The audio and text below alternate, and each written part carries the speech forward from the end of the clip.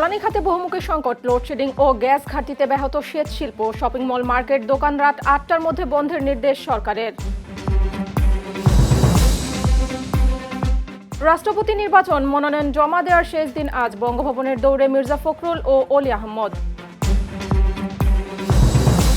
এবং লঘুচাপ ও সক্রিয় মৌসুমী বায়ু, ৫ অঞ্চলে ঝড়ো হওয়ার পূর্বাভাস। সমুদ্র ও নদী বন্দরের সংকেত, জেলে ও পর্যটকদের সতর্ক থাকার পরামর্শ। আমন্ত্রণ চ্যানেল এস দেশের কথায়, সাথে আছি আমি সুমাইয়া সুমি। শুনছিলেন শিরোনাম, এবার বিস্তারিত। গ্যাস সংকট, বিদ্যুৎ ঘাটতি ও তেল সরবরাহের অস্থিরতায় চাপে পড়েছে জনজীবন ও অর্থনীতি।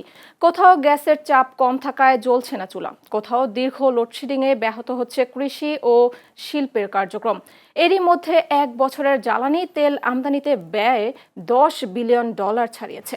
বেসরকারি খাতে আমদানির উদ্যোগে জ্বালানি নিরাপত্তা নিয়েও বাড়ছে উদ্বেগ। মাহমুদুল আজিজের ক্যামেরায় বিস্তারিত আর কে রেজার বিশেষ প্রতিবেদনে। গ্যাস সরবরাহ ফের কমেছে, এতে আবারও তীব্র জ্বালানি সংকটে বিপর্যস্ত হয়ে উঠেছে জনজীবন। শহরের অনেক এলাকায় গ্যাসের চাপ কমে যাওয়ায় জ্বলছে না চুলা, আর গ্রামে দীর্ঘ লোডশেডিংয়ে জনজীবন বাদেও ব্যাহত হচ্ছে সেচ ও উৎপাদন। গ্যাস সংকটে পাম্পেও রয়েছে যানবাহনের দীর্ঘ লাইন, যেমনটা কিছুদিন আগে দেখা দিয়েছিল তেল সংকটের সময়। আমাদের এখানে গ্যাস থাকে না, সকালবেলা যায়, আস্তে আস্তে বিকাল হয়। আর মঙ্গলবার দিন মোটাই থাকে না, রাত 12টা বাজে গ্যাস আসে মঙ্গলবারে। আর এমনি একটু থাকে যা, হ্যাঁ রান্না হয় না, বাচ্চা খাইয়া স্কুলে যাইতে পারে না ঠিক মতো। ফজরের নামাজ ওঠার পরেই দেখি যে চুলায় গ্যাস নাই। ওই সময় ওই 4টে বাজে গ্যাস যায় আর রাত 12টা বাজে গ্যাস আসে। কোনো বাচ্চাগো টিফিন নাস্তা, একটা মেহমান আসলে তাকে খাবার দিতে পারি না। ভোগান্তি, প্রচুর ভোগান্তি। একটা সিরিয়াল দিলে 3 ঘন্টার মতো গ্যাস লাগে। আমাদের 12 ঘন্টার গাড়ি, যদি আমরা 3 ঘন্টায় গ্যাস নিতে লাগে সময়, তাহলে কি এভাবে হবে নাকি? আমাদের বউ বাচ্চা ছেলে মেয়ে মানুষ করতে হয়। মহেশখালীর এলএনজি টার্মিনাল সচল হলেও উত্তাল সাগরে ব্যাহত হচ্ছে খালাস কার্যক্রম। পাশাপাশি গ্যাস কয়লা সংকটে কমছে বিদ্যুৎ উৎপাদন, বাড়ছে তেল নির্ভরতা। এর মধ্যেই জানা গেল আমদানি ব্যয়ের নতুন রেকর্ডের খবর। এক বছরে জ্বালানি তেল আমদানিতে খরচ হয়েছে $10 বিলিয়নেরও বেশি, যা চাপে ফেলেছে অর্থনীতিতেও। এমন বাস্তবতায় পরিশোধিত জ্বালানি তেলের আমদানি ও বাজার বেসরকারি খাতে উন্মুক্তের উদ্যোগ নিয়েছে সরকার, যা তৈরি করেছে নতুন উদ্বেগ। গ্যাস বেসরকারি খাতে কিরকম? গ্যাস তো আমরা ডিস্ট্রিবিউট করি আমাদের সরকারি কোম্পানি দিয়ে। যে অংশটা আমাদের আসলে প্রাইভেটকে দেওয়া যায় বা পাবলিককে দেওয়া যায়, প্রাইভেটাইজেশন করা যায়, হয়তো সেই অংশটার বিষয়ে চিন্তা করতে পারি, এটা সকল অংশ না। বিশেষজ্ঞদের আশঙ্কা, দাম বাড়া বা ডলার সংকটে বেসরকারি আমদানি কমলে জ্বালানি সরবরাহে ফের সংকট দেখা দিতে পারে। ফার্নেস অয়েল আমদানির আগের অভিজ্ঞতাই এই উদ্বেগের বড় কারণ। যে জ্বালানি আমদানির জন্য যে বৈদেশিক মুদ্রা দরকার, সেই বৈদেশিক মুদ্রার সংকট রয়ে গেছে, সরবরাহ করতে পারছে না সরকার। সেই অবস্থায় যদি আন্তর্জাতিক বাজারে দাম বাড়ে, তাহলে জ্বালানি সরবরাহ স্বাভাবিক রাখার জন্য বা বাড়ানোর জন্য ডলার সরবরাহ বাড়ানো সরকারের পক্ষে কঠিন, সরকারের সাধ্যের বাইরে, কারণ ডলার সংকটও অর্থনীতি সাফার করছে। গ্যাস, বিদ্যুৎ, তেলের সরবরাহ দ্রুত স্বাভাবিক করে জ্বালানি নিরাপত্তা নিশ্চিত করাই এখন সরকারের সামনে বড় চ্যালেঞ্জ বলছেন সংশ্লিষ্টরা। আর কে রেজা, চ্যানেল এস, ঢাকা। বিদ্যুৎ সাশ্রয়ে শপিং মল, মার্কেট ও দোকানপাট রাত ৮টার মধ্যে বন্ধ করার সিদ্ধান্ত নিয়েছে সরকার। একই সঙ্গে সন্ধ্যা ৭টার মধ্যে সব ধরনের আলোকিত বিলবোর্ড বন্ধ এবং সব ধরনের আলোকসজ্জা বন্ধ রাখার নির্দেশ দেওয়া হয়েছে। বিদ্যুৎ, জ্বালানি ও খনিজ সম্পদ মন্ত্রণালয়ের বিদ্যুৎ বিভাগের সমন্বয়ে 2 শাখা থেকে এই সংক্রান্ত নির্দেশনা জারি করা হয়। এতে বলা হয়েছে, মেলা, বাণিজ্য মেলা ও সাংস্কৃতিক অনুষ্ঠানও রাত ৮টার মধ্যে শেষ করতে হবে। তবে খাবারের দোকান, হাসপাতাল ও ওষুধের দোকান এই নির্দেশনার আওতামুক্ত থাকবে। সিটি কর্পোরেশনের মেয়র, বিভাগীয় কমিশনার ও জেলা প্রশাসকদের এই সিদ্ধান্ত বাস্তবায়নের নির্দেশ দেওয়া হয়েছে। মন্ত্রিপরিষদ সচিব, প্রধানমন্ত্রীর মুখ্য সচিব, বিদ্যুৎ উন্নয়ন বোর্ড সহ বাংলাদেশ দোকান মালিক সমিতিকে নির্দেশনার অনুলিপি পাঠানো হয়েছে। এর আগে 11 জুন থেকে বিভিন্ন শপিং মল, মার্কেট ও দোকান রাত 9টা পর্যন্ত খোলা রাখার সরকারি সিদ্ধান্ত বলবৎ ছিল। আমাদের বাসায় দিনে এবং রাতে বিদ্যুৎ থাকে না, যে কারণে রাতে পড়াশোনা করে স্কুলে যেতে পারি না। আর ঠিক মতো পড়াশোনা করে পড়া না দেওয়ার জন্য স্যারের কাছে অনেক বকুনি খাইতে হয়। বিদ্যুৎ না থাকার কারণে আমাদের ব্যবসা প্রতিষ্ঠান খুব হুমকির মুখে আছে। কোনো কাজ সঠিক মতো দিতে পারতেছি না, জনগণের কাছে সিটার অবস্থায় চলে গেছি। খুবই ভয়াবহ অবস্থা। আমাদের হাজিরা হচ্ছে না ঠিকভাবে, মহাজনও চলতে পারছে না। ঘন্টাও আসে হচ্ছে 12 ঘন্টা, মেনলি 3 ঘন্টা। এই তো কারেন্টের অবস্থা। শিক্ষার্থীরা গরমের মধ্যে ক্লাসে একটু হাঁসফাঁস করতেছে, অনেকে হিট স্ট্রোকে তারা একটু অসুস্থ হয়ে পড়তেছে, তাদেরকে আবার বিভিন্নভাবে সেবা দিতে হচ্ছে। লোডশেডিং এর ফলে কিন্তু আমাদের একদিকে প্রোডাকশন খরচ বাড়ছে, অন্যদিকে আমরা কিন্তু মার্কেটে ঠিকমতো আমাদের প্রোডাক্ট সরবরাহ করতে পারছি না। এর পাশাপাশি কিন্তু আমরা যখন জেনারেটর চালাই তখন কিন্তু আমাদের উদ্বৃত্ত আরেকটা কিন্তু ব্যয়ের একটা ভার আমাদের কাঁধে কিন্তু চেপে বসেছে। তাই আমরা বাংলাদেশ সরকারের কাছে জোর দাবি জানাবো যে অ্যাটলিস্ট যেন বিদ্যুৎটাকে যেন আপনার আগে যেমন নিরবিচ্ছিন্নভাবে দেওয়া যাচ্ছিল সেভাবে যেন বাংলাদেশ সরকার যেন আমাদেরকে সেই সাপ্লাইটা যেন অব্যাহত রাখতে পারে। দর্শক, পাবনার ঈশ্বরদী থেকে সেখানকার লোডশেডিং এর সবশেষ খবর জানাচ্ছেন সহকর্মী দেয়ান সবুজ।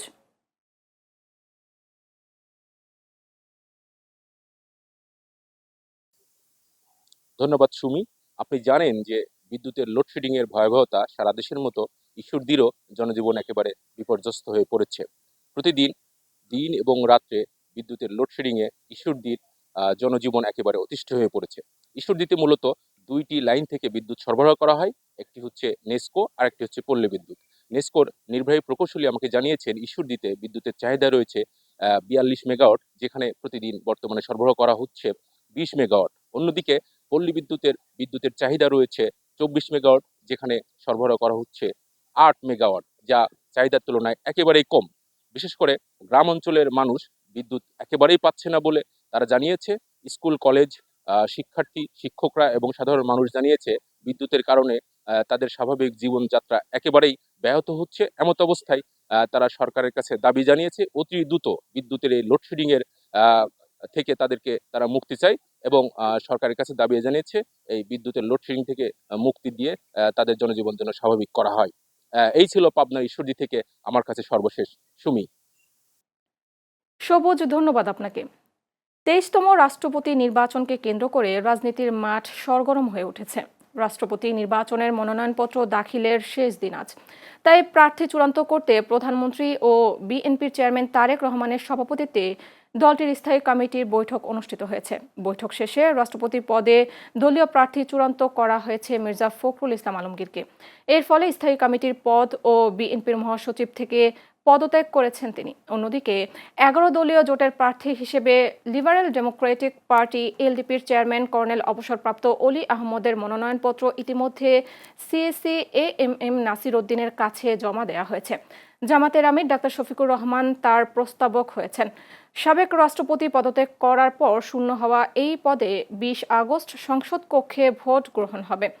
একাধিক প্রতিদ্বন্দ্বী থাকায় দীর্ঘ 35 বছর পর এই পদে ভোট অনুষ্ঠিত হতে যাচ্ছে। সংবিধানের 70 অনুচ্ছেদের বৈধতা চ্যালেঞ্জ এবং ঘোষিত রাষ্ট্রপতি নির্বাচনের তফসিল স্থগিত চেয়ে হাইকোর্টে রিট পিটিশন দায়ের করা হয়েছে। আজ সুপ্রিম কোর্টের আইনজীবী অ্যাডভোকেট ইউনুস আলী আকন্দ এই রিট দায়ের করেন, যেখানে প্রধান নির্বাচন কমিশনার, সিইসি ও সংসদ সচিবালয়ের সচিব সহ সংশ্লিষ্টদের বিবাদী করা হয়। আগামী রোববার বিচারপতি খিজির আহমেদের নেতৃত্বাধীন বেঞ্চে এই রিটের উপর শুনানি হতে পারে। রিটে দাবি করা হয় 70 অনুচ্ছেদের দলীয় শৃঙ্খলার বাধ্যবাধকতার কারণে সংসদ সদস্যরা স্বাধীনভাবে স্বাধীন মতে ভোট দেওয়ার সুযোগ পান না, যা তাদের গণতান্ত্রিক অধিকারকে বাধাগ্রস্ত করে। এর আগে গত 6 আগস্ট নির্বাচন কমিশন রাষ্ট্রপতি নির্বাচনের তফসিল ঘোষণা করে। ঘোষিত তফসিল অনুযায়ী 13 আগস্ট মনোনয়নপত্র দাখিল, 16 আগস্ট বাছাই এবং 18 আগস্ট প্রার্থিতা প্রত্যাহারের শেষ দিন নির্ধারণ করা হয়েছে। একাধিক প্রার্থী থাকলে আগামী 20 আগস্ট জাতীয় সংসদের অধিবেশন কক্ষে ভোট গ্রহণ অনুষ্ঠিত হবে। নির্বাচন পরিচালনা করছেন প্রধান নির্বাচন কমিশনার এএমএম নাসির উদ্দিন। এবারের এসএসসি ও সমমান পরীক্ষায় পাশের হার 62.25%, যা গত 19 বছরের মধ্যে সবচেয়ে কম। ফেল করেছে প্রায় 7 লাখ শিক্ষার্থী, কমেছে জিপিএ 5 পাওয়ার সংখ্যাও। এই ফল বিপর্যয় নিয়ে নানা মত দিয়েছেন শিক্ষক, অভিভাবক সহ সংশ্লিষ্টরা। শিক্ষা বোর্ড কর্মকর্তারা বলছেন, ইংরেজি ও গণিতে বেশি ফেল করায় সার্বিক এই বিপর্যয়। বিস্তারিত জানাচ্ছেন সহকর্মী ABM রাব্বানী বাপ্পি। ক্যামেরায় ছিলেন মাহমুদুল আজিজ। ফল প্রকাশের পর একদিকে স্বস্তির হাসি মুখ, অন্যদিকে অকৃতকার্য শিক্ষার্থীদের চোখের পানি। তবে এবার আলোচনা কেন্দ্রে ব্যর্থতার পাল্লা। 11টি শিক্ষা বোর্ডের গড় পাশের হার দাঁড়িয়েছে 62.25%, যা গত বছরের চেয়ে কমেছে 6.20% এবং গত 19 বছরের মধ্যে সবচেয়ে কম। আরও উদ্বেগের বিষয়, 312টি শিক্ষা প্রতিষ্ঠানের সকল পরীক্ষার্থী ফেল করেছে। ফেল করার ঠিক রিজন বলতে গেলে পুরাপুরি শিক্ষা ব্যবস্থা বা এটার উপরে নিজের স্টুডেন্ট যেভাবে পড়ে ওটার উপরে অবশ্যই তারা বিভিন্ন জিনিসে ঘাটতি করেছে, বিভিন্ন প্র্যাকটিসে তারা অনেক ঘাটতি করেছে, এর জন্য তাদের এই রেজাল্ট আসে। বিগত বছরে জুলাই গণঅভ্যুত্থানের কারণে বলতে গেলে তারা নতুন একটা কারিকুলাম পেয়েছিল। মাঝখানে যেমন কোভিড কালটা যে ক্ষতিগ্রস্ত হয়েছে, এবারের রেজাল্ট খারাপ করার মূল কারণই হচ্ছে এটা, যে সিস্টেমে চলে আসছিল গত 3 বছর, সেই সিস্টেম লসের কারণে এবারের রেজাল্টটা আশানুরূপ হয়নি। তো এমসিকিউ পার্ট বা অমুক জিনিস একটু হয়তো জানাশোনা আছে, বা ছাত্রদের মধ্যেই মনে করেন ছাত্রদের মধ্যে একজন আরেকজনকে বলবেই। এবার তো ক্যামেরাতে দেখতে পাচ্ছে সেটা, সে কারণে ওই ছাত্ররাও রিস্ক নেয়নি যে আমি কেন আরেকজনকে বলে দেবো, আমার কাছে খাতা আমার কাছে এক্সপেক্ট করে। সেই জন্য পাশের হার এতটা নেমে যাওয়ার পেছনে 3টি কারণ চিহ্নিত করেছেন শিক্ষা বিশ্লেষকেরা। এগুলো হলো খাতা মূল্যায়নে কড়াকড়ি এবং অঙ্ক ও ইংরেজিতে শিক্ষার্থীদের দুর্বলতা। আগে যেটা হতো সেটা হলো যে এই রেজাল্টটাকে একটা পলিটিক্যাল ইস্যু বানানো হতো, যে আমার কত শিক্ষার্থী পাস করছে, কোয়ালিটির দিকে কোনো ব্যাপারটা ওইরকম ছিল না। এবং এরকমও আমাদের কাছে মেসেজ আছে, সেটা হলো যে এই বছর কত পাস করাবো আগে সেটা সেট করে রাখা হতো। মনে করো আমি এই বছর 97% পাস করাবো, এটা আগে সেট করে বলে দেওয়া হতো এবং সে অনুযায়ী শিক্ষার্থীকে পাস করা হতো। শিক্ষা বোর্ডের এই কর্মকর্তার মতে অতীতে কৃত্রিমভাবে পাশের হার বাড়িয়ে রাখা রাজনৈতিক বা প্রশাসনিক প্রবণতা এবার বন্ধ হওয়াতেই ফলাফলের পড়ালেখার আসল চিত্র ফুটে উঠেছে। যথার্থ মূল্যায়নের একটা পরিবেশ পেয়েছি। গত ইন্টারিম গভর্নমেন্ট থেকে আমরা এই কাজটা শুরু করেছি এবং সরকারের যথেষ্ট আন্তরিকতা সহযোগিতার মাধ্যমে আমরা গত পরীক্ষাটার গত এসএসসি এইচএসসি দুইটাকে মূল্যায়ন করে আমরা প্রকৃত যেটাকে বিপর্যয় বলেন তখনই এসেছে 25% পর্যন্ত, এবং ক্ষেত্র বিশেষে এইচএসসিতে আরও বেশি 30% প্রায় রেজাল্ট ফল করেছিল।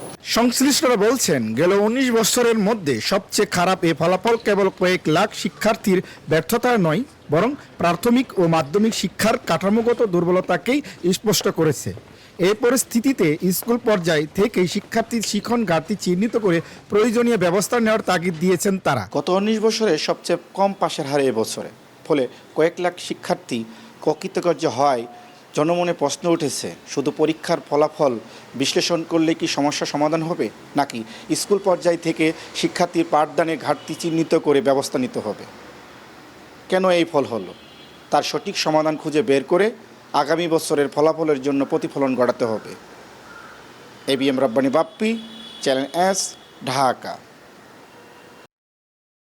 উত্তর বঙ্গোপসাগর ও তৎসংলগ্ন উপকূলীয় এলাকায় সৃষ্ট লঘুচাপ এবং সক্রিয় মৌসুমী বায়ুর প্রভাবে দেশের 5 অঞ্চলে ঝড়ো হাওয়া সহ বৃষ্টির পূর্বাভাস দিয়েছে আবহাওয়া অধিদপ্তর। বরিশাল, পটুয়াখালী, নোয়াখালী, কুমিল্লা ও চট্টগ্রাম অঞ্চলে দক্ষিণ বা দক্ষিণ পূর্ব দিক থেকে ঘন্টায় 45 থেকে 60 কিলোমিটার বেগে দমকা হাওয়া বয়ে যেতে পারে। এই কারণে এইসব এলাকার নদী বন্দরগুলোকে 1 নম্বর সতর্ক সংকেত দেখাতে বলা হয়েছে। একই কারণে কক্সবাজার সমুদ্র বন্দরে 3 নম্বর স্থানীয় সতর্ক সংকেত বহাল রয়েছে। বৈরী আবহাওয়া ও উত্তাল সাগরের দরুন গভীর সমুদ্র থেকে মাছ ধরার ট্রলারগুলো উপকূলে ফিরছে এবং জেলে ও পর্যটকদের সতর্ক থাকার পরামর্শ দেওয়া হয়েছে। এছাড়া আগামী 5 দিন দেশজুড়ে বৃষ্টিপাত অব্যাহত থাকতে পারে। রংপুর, ঢাকা, খুলনা, বরিশাল ও চট্টগ্রাম সহ বিভিন্ন বিভাগে মাঝারি থেকে ভারী বর্ষণের সম্ভাবনা রয়েছে, যার ফলে সারা দেশে দিন ও রাতের তাপমাত্রা কিছুটা কমতে পারে। দর্শক, কক্সবাজার থেকে আবহাওয়ার সবশেষ খবর জানাচ্ছেন সহকর্মী আয়াস রনি।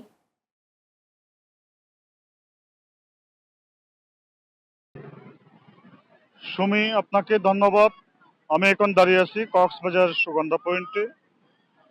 আজকে সকাল থেকে হালকা থেকে মাঝারি এবং বজ্রসহ বৃষ্টি হচ্ছে এবং আমার পিছনে একটু দেখানোর চেষ্টা করছি কক্সবাজার সমুদ্র সৈকতে যে বঙ্গোপসাগর রয়েছে বেশ উত্তাল রয়েছে এবং পানির উচ্চতা বৃদ্ধি পাওয়ায় এই সৈকতের যে বালিয়াড়ি আছে সেখানে পানি ঢেউগুলো আছড়ে পড়ছে। এছাড়া আবহাওয়া কক্সবাজারের আবহাওয়া অধিদপ্তর থেকে আমাদেরকে যেটা জানানো হয়েছে সেটা হচ্ছে এই বঙ্গোপসাগরের উত্তরাঞ্চল এবং তৎসংলগ্ন সংলগ্ন এলাকায় লঘুচাপের প্রভাবে কক্সবাজার কে ৩ নম্বর সতর্কতার সংকেত দেখিয়ে যেতে বলা হয়েছে। এছাড়া মাছ ধরার ট্রলারসমূহকে উপকূলের কাছাকাছি থেকে এবং সতর্কতার সহিত মাছ শিকারের জন্য বলা হয়েছে। এই কক্সবাজারের যে গতকাল থেকে আজকে পর্যন্ত অতি ভারী বৃষ্টি হচ্ছে। এছাড়া এই আপনার কক্সবাজারে বিভিন্ন নিম্নাঞ্চল প্লাবিত হওয়ার সম্ভাবনাও রয়েছে, এমনকি পাহাড় ধসের সম্ভাবনাও রয়েছে। এই ছিল কক্সবাজার থেকে আমার কাছে আবহাওয়ার সর্বশেষ তথ্য। আয়াজ, ধন্যবাদ আপনাকে। জাতীয় পরিচয়পত্র এনআইডিতে নাম ও জন্ম তারিখ সংশোধনে নতুন নির্দেশিকা জারি করেছে নির্বাচন কমিশন ইসি। পরিপত্র অনুযায়ী অনলাইনে যাচাইযোগ্য জেএসসি, এসএসসি বা সমমানের সনদের ভিত্তিতে জন্ম তারিখ সংশোধনের ক ক্যাটাগরির আবেদন এখন মাঠ পর্যায়ে থানা, উপজেলা বা জেলা নির্বাচন কর্মকর্তারা নিষ্পত্তি করতে পারবেন। তবে উন্মুক্ত বিশ্ববিদ্যালয়ের সনদ ভিত্তিক জন্ম তারিখ সংশোধন, নিজের নাম বা পিতামাতার নামের সম্পূর্ণ পরিবর্তন সংক্রান্ত আবেদন নিষ্পত্তি করবেন জাতীয় পরিচয় নিবন্ধন অনুবিভাগের মহাপরিচালক। নতুন নিয়মে জন্ম তারিখ, নিজের ও পিতামাতার নামের সম্পূর্ণ পরিবর্তনের ক্ষেত্রে একই তথ্য দ্বিতীয়বার সংশোধনের সুযোগ থাকবে না। এছাড়া আবেদনের অনুমোদন বা বাতিলের ক্ষেত্রে কেস ম্যানেজমেন্ট সিস্টেমে কারণ উল্লেখ বাধ্যতামূলক করা হয়েছে এবং মাঠ পর্যায়ে কাজ তদারকিতে আঞ্চলিক কর্মকর্তাদের নির্দেশ দেওয়া হয়েছে। রেমিট্যান্স প্রবাহ বৃদ্ধি এবং বৈদেশিক মুদ্রা ব্যবস্থাপনা স্থিতিশীলতা ফেরায় দেশের মোট বৈদেশিক মুদ্রার রিজার্ভ বেড়ে 37.6 বিলিয়ন ডলারে দাঁড়িয়েছে। আন্তর্জাতিক মুদ্রা তহবিল আইএমএফ-এর BPM-6 হিসাব পদ্ধতিতে এই রিজার্ভের পরিমাণ 32.26 বিলিয়ন ডলার। কেন্দ্রীয় ব্যাংক জানায় দেশের প্রকৃত বা ব্যবহারযোগ্য রিজার্ভ বর্তমানে প্রায় 29 বিলিয়ন ডলার। প্রতি মাসে গড়ে 5 বিলিয়ন ডলার আমদানি ব্যয় হিসেবে এই রিজার্ভ দিয়ে 5.5 মাসের বেশি সময়ে আমদানি খরচ মেটানো সম্ভব, যা নিরাপদ সীমা 3 মাসের চেয়ে বেশি। উল্লেখ্য, 2021 সালের আগস্টে রিজার্ভ রেকর্ড 48 বিলিয়ন ডলারে পৌঁছলেও পরবর্তীতে অর্থ পাচার ও অনিয়মের কারণে তা কমতে থাকে। 2024 সালের আগস্টে আওয়ামী লীগ সরকারের পতনের সময় তা 25.92 বিলিয়ন ডলারে নেমে আসে। পরবর্তীতে বিভিন্ন সংস্কার নীতি, বাজার ভিত্তিক বিনিময় হার ও রেমিটেন্স প্রবাহ বৃদ্ধির ফলে রিজার্ভে এই ইতিবাচক পুনরুদ্ধার সম্ভব হয়েছে।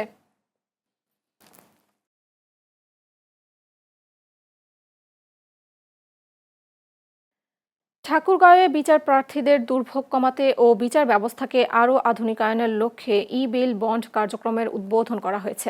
বৃহস্পতিবার সকালে জেলা ও দায়রা জজ আদালতের সম্মেলন কক্ষে ভার্চুয়ালি যুক্ত হয়ে কার্যক্রমের উদ্বোধন করেন আইনমন্ত্রী মোহাম্মদ আসাদুজ্জামান। আইনমন্ত্রী বলেন, বিচার ব্যবস্থা আধুনিকায়ন ও বিচার প্রার্থী জনগণের দুর্ভোগ কমাতে প্রচলিত বেইল বন্ড দাখিল পদ্ধতির পরিবর্তে ডিজিটাল মাধ্যম ই-বেল বন্ড সিস্টেম চালুর উদ্যোগ নেওয়া হয়েছে। এর ফলে বিচার প্রার্থী, কারা প্রশাসন ও আইনজীবী সহ সংশ্লিষ্ট সবার সময় ও ব্যয় সাশ্রয় হবে। জেলা ও দায়রা জজ জামাল হোসেনের সভাপতিত্বে অনুষ্ঠানে উপস্থিত ছিলেন ল্যান্ড সার্ভে আপিলেট ট্রাইব্যুনালের বিচারক কৃষ্ণকান্ত রায় ও অতিরিক্ত chief judicial magistrate Shariful Islam সহ অন্যান্যরা। দেশে হাম ও ডেঙ্গুর প্রকোপ আশঙ্কাজনকভাবে বেড়েছে। গত 15 মার্চ থেকে 12 আগস্ট পর্যন্ত সারা দেশে হাম ও উপসর্গ নিয়ে 1,39,000-এর বেশি আক্রান্ত এবং 885 জনের মৃত্যু হয়েছে। একই সময়ে ডেঙ্গুতে 21,550 জন আক্রান্ত হয়ে মারা গেছেন 63 জন। চট্টগ্রামে পরিস্থিতি বেশি উদ্বেগের। চট্টগ্রাম নগরীর 8টি ওয়ার্ডকে ডেঙ্গুর রেড জোন চিহ্নিত করা হয়েছে। জেলায় এই পর্যন্ত হামে আক্রান্ত হয়েছেন 716 জন এবং প্রাণ হারিয়েছেন 15 জন। বিপরীতে ডেঙ্গুতে আক্রান্ত হয়েছেন 1,225 জন, যার মধ্যে মারা গেছেন 3 জন। বর্তমানে হাসপাতালে ভর্তি আছেন বেশ কিছু রোগী। Civil surgeon doctor Jahangir Alam জানান, ডেঙ্গু ও হামের চিকিৎসায় প্রয়োজনীয় ব্যবস্থা নেওয়া হয়েছে এবং পরিস্থিতি নিয়ন্ত্রণে রয়েছে।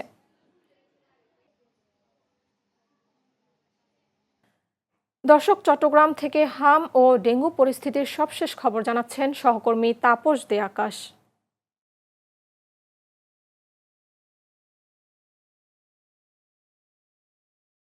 সুমি, আপনাকে ধন্যবাদ।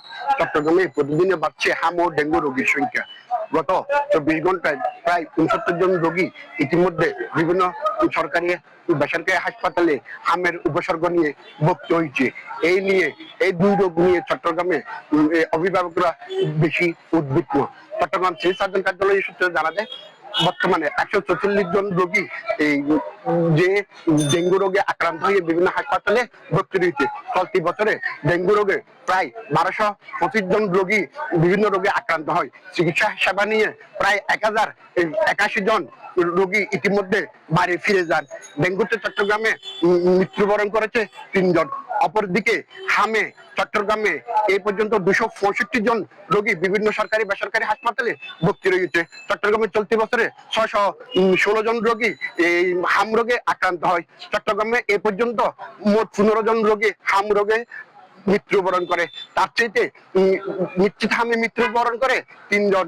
এদিকে Chittagong city corporation, civil surgeon এবং জেলা প্রশাসক বিভিন্ন পদক্ষেপ গ্রহণ করে এই দুই রোগের কোনো প্রতিকার পাচ্ছে না। অপরদিকে সিটি কর্পোরেশনের প্রায় 8টি ওয়ার্ডকে ইতিমধ্যে রেড জোন ঘোষণা করেছে সিটি কর্পোরেশন। এই ছিল চট্টগ্রাম থেকে আমার কাছে সর্বশেষ। সুমি। তাপস, ধন্যবাদ আপনাকে। জামালপুরে গ্যাস পাম্প ও তীব্র গ্যাস সংকটে চরম ভোগান্তিতে পড়েছেন সিএনজি চালক ও সাধারণ যাত্রীরা। নতুন গ্যাস পাম্প স্থাপন ও সংকট নিরসনের দাবিতে জামালপুর টাঙ্গাইল আঞ্চলিক মহাসড়ক অবরোধ করে বিক্ষোভ করেছেন সিএনজি চালকরা।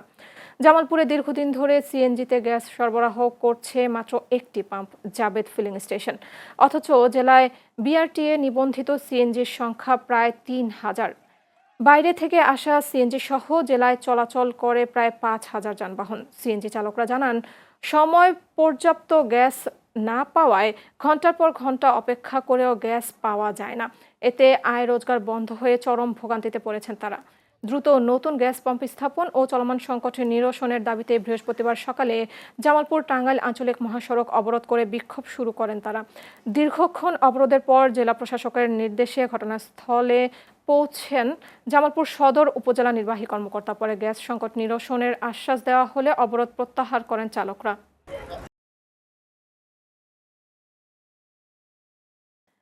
চ্যানেলে দেশের কথা শেষ করার আগে শিরোনামগুলো দেখে নিচ্ছি আরও একবার।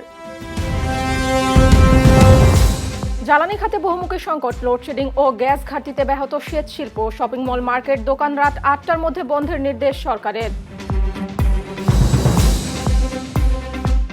রাষ্ট্রপতি নির্বাচন, মনোনয়ন জমা দেওয়ার শেষ দিন আজ। বঙ্গভবনের দৌড়ে মির্জা ফখরুল ও অলি আহমদ।